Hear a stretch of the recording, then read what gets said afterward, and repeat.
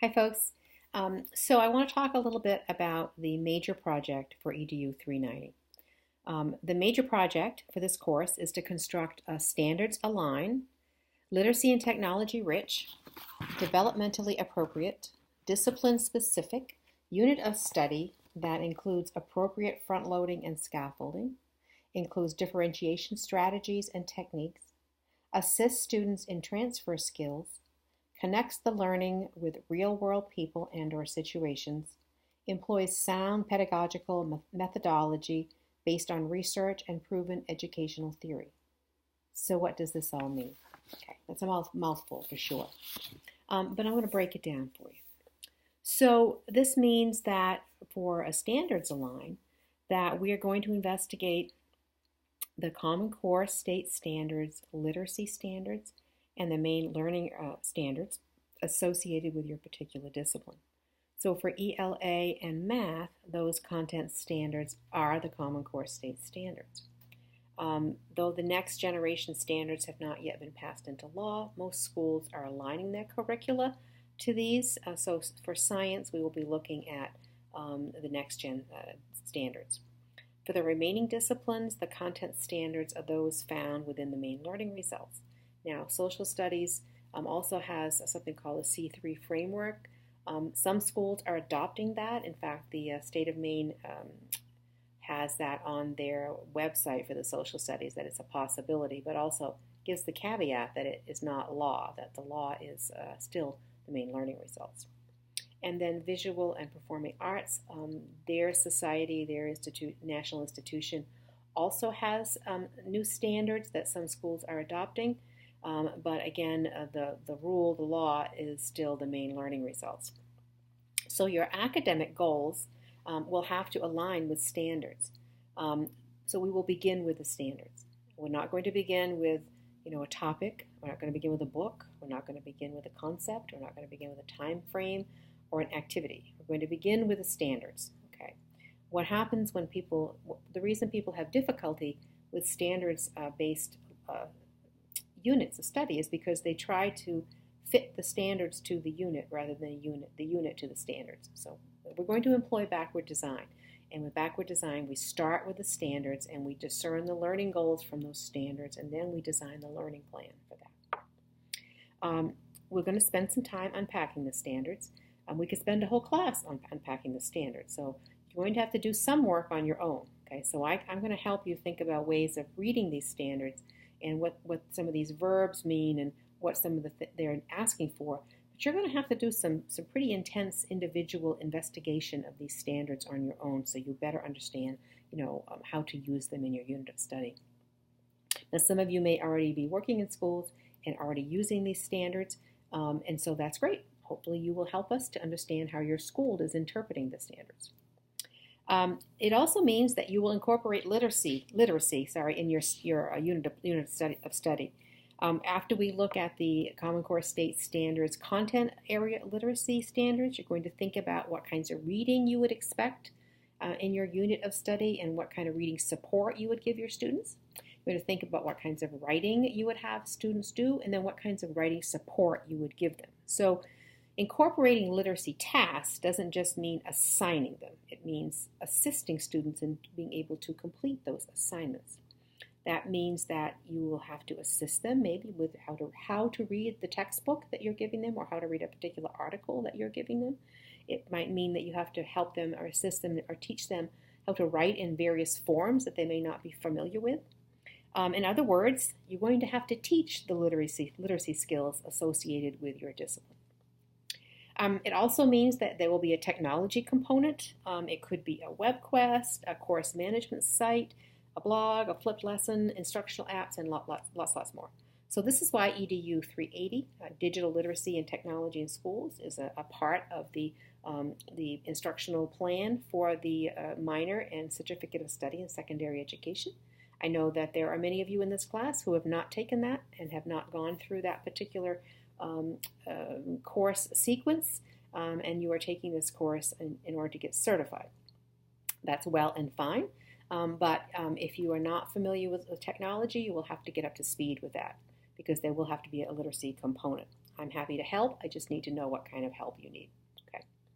Many of your peers have already taken 380 and can be of assistance to you, and they've done tremendous work in incorporating technology and digital literacy in their units of study they constructed for 380. So do call on your peers for assistance as well. Developmentally appropriate, very important. This means that you're going to have to look carefully at the age level you target for your unit of study and consider the diversity among that age level when constructing lessons and tasks. So you will consider how to differentiate text, and or a task. You will think about differentiating assessment if appropriate. You're going to consider the diversity that could be in your classroom, including English language learners, special needs students, gifted and talented students, disengaged students, impoverished students, and a host of others. So that does not mean that for every lesson you create, you're going to have to keep each one of these particular groups in mind and plan a separate lesson plan. Rather, from the beginning, we're going to be thinking about universal design. And we'll talk more about what universal design is. If we keep universal design in mind, our course will be open and accessible to most students. So, for example, I give you some examples in my handout that if you were conducting a lecture, you might want to give, for auditory processing, or maybe students with ADHD, you want to give them something written. And I've given you something written as well. So you also have two modalities to view this particular section of this module. Anticipating that some might prefer written rather than oral information and having those materials ready to go. In other words, having guided reading formats or graphic organizers or structured notes or things like that. That goes a long ways, and if you just anticipate that there will be students who will need these. And if they don't, that's fine, but you have them. You might think about level text, instead of just one book for everybody, possibly having level text. You might want to anticipate small group work to assist struggling learners with some sophisticated tasks. You want to think about Bloom's taxonomy and the different levels of that, and maybe being able to differentiate by modality or presentation. But anyway, we're going to be really focusing on universal design so that it's really built into our work. Transfer. Okay, so I mentioned that I wanted to think about being able to transfer this knowledge, assist students in transfer skills. So we often assume that students are going to transfer skills and knowledge that we help them to gain, but that's not always true. So it can't be assumed, it has to be explicitly addressed. So you would want to look carefully at how will you assist students in transferring their knowledge and skills to other areas. So in other words, how will you help them connect the dots and use that information and knowledge in useful and authentic ways in the real world, in other classes, in their personal lives, in their professional lives, in their athletic lives, whatever. So one of the learning outcomes for this course is to extend learner interaction with ideas and people locally and globally. So that could mean, that could help you think about how to connect students and how to help them transfer their knowledge. It could be service learning, huge piece of learning that we often don't do. Guest speakers, field trips, virtual or real-time, Skype conversations with expert others in the field, blogging with students in other areas in the country, across the world, and to share information, and much, much more. So you can be very creative about this. But it is a learning outcome for this course, so it is something you need to be thinking about deeply and carefully. It should not be an add-on. It should be a thoughtful integration into your thinking when it comes to planning units of study. So discipline specific means that the core of your unit will be around your discipline. You all know this is a general methods course by now, and there are groups of students in each one of the content areas, except for health. We don't have health people this year, but we have people in all those other areas. And the reason, as I've mentioned before, that I like general methods courses is because we learn from one another. So, we should not be in silos. So, but you do teach a content area. So your unit of study will be based on that content area, but that doesn't mean you can't bring in interdisciplinarity. In fact, that is another one of the standards, is that you help students to use other skill sets from other particular disciplines or the knowledge from other disciplines in your unit of study. So this This is a second way of helping young people connect the dots among their learning and to keep your content area from just being in a silo. How many times do students say, this is English class, why do we have to do math? Or this is math class, why do we have to write? Or, we hear that from students all the time. So they've really been indoctrinated into these silos, and it's something we need to really start thinking about, breaking those silos down to help our students to see that learning is across disciplines. We may learn specific things in specific classes, but there are ways that they can be connected and we can, really embrace interdisciplinarity. It also means that you're going to be learning some strategies from your course texts and from me about front-loading and scaffolding. So you're going to be using front-loading and scaffolding in your introductory lesson and throughout your unit wherever needed to build capacity within students for the work you're asking them to do in your unit of study. One thing that often happens is that sometimes we assume students should know it, so we just give it to them like they should know it when they don't know it. So it's not that, they should know it, it's that what do they know? And we need to find out what they know and how much they know and how much we need to help them to get to a place where they can access what we want them to do. So pre-assessments, very important. And that doesn't have to be a quiz or a test. It could be just a conversation with students to find out what they know about whatever the topic is or what they don't know. And then once you have, a general idea of what students know and don't know, then you can begin that scaffolding process. And it may be different for different groups of students.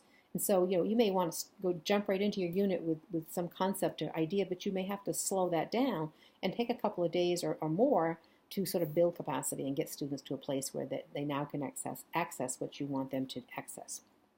So as we work in your unit of study, think Vygotsky all the way, okay? And you all should know who Vygotsky is. If you don't, I'll be very surprised, but I'll give you a little sort of help you remember. Vygotsky, one of his concepts was the zone of proximal development, and this has been widely adopted in constructivist learning. Okay, that we have to help students to be at a place where they can learn, and that's that zone of proximal development. So it's sort of this continuum of way down here of like not being able to access this material that you want them to get. They just don't have enough to get there. It needs a lot more. It would be like taking a first grader and asking them to do quadratic equations. That's an extreme example, but that oftentimes that feels like that to students if they don't have that knowledge base to get them to that point. So we want them at that sweet spot of the zone of proximal development where they can't do it on their own yet. They don't know enough about it, but they know enough that they can now access what you want them to learn. Okay. If they're in the zone of actual development, and we have some of these in our classes that students, they already know this stuff and they're just going through the motions, we don't want that to happen either. We want to challenge those students. We want to find their zone of proximal development so that they can, they can learn more about the particular topic or skill that you're engaging in. So it's a fine dance, really, of understanding where students are and being able to help them all get to that place of zone of proximal development where they are learning. And again, I said it's a linear kind of model, but the actual practice is very recursive. So that students, you may have everybody in a zone of proximal development, and you begin the work, and some get to some point, and they're ready to go to the next point. Others need to go back and need to be some reteaching. It's very much that model of, I do and you watch. I do and you help. Okay. You do and I help, and then you do and I watch. So it's that gradual release. And it doesn't just always go straight across. Sometimes we have to keep going back, okay? So Vygotsky, always at the forefront when you're thinking about your lesson plans. Again, it should be based on research-proven methods, accepted educational psychology and philosophy, and I want you to consider the principles of social justice and equality, not only among your students, but how the knowledge and the skills that you are teaching them will help them to, to further social justice in the world and to help gain more equality in the world. We live in a crazy world where there's the haves and the have-nots, and we want our students to be good citizens and be able to use their knowledge and skills to be able to look critically at the world and understand the social injustices that exist and help to somehow to do something about those. And in terms, the inequalities and be able to understand those, empathize, but also not just empathize, and patronize, but sincerely, want to help and to mediate that a little bit. And that's vitally important for our students. We don't just want our students to learn stuff. We want them to learn, what to do with that stuff. We want them to be a well-rounded, educated person. So that's my little lecture on your major project and the components that I am expecting you to incorporate. It's not as onerous as it sounds. Some of you have been doing this anyway, and it just may be extending your thinking a little bit beyond just teaching stuff and teaching broader skills as well. So with that, I'll say goodbye.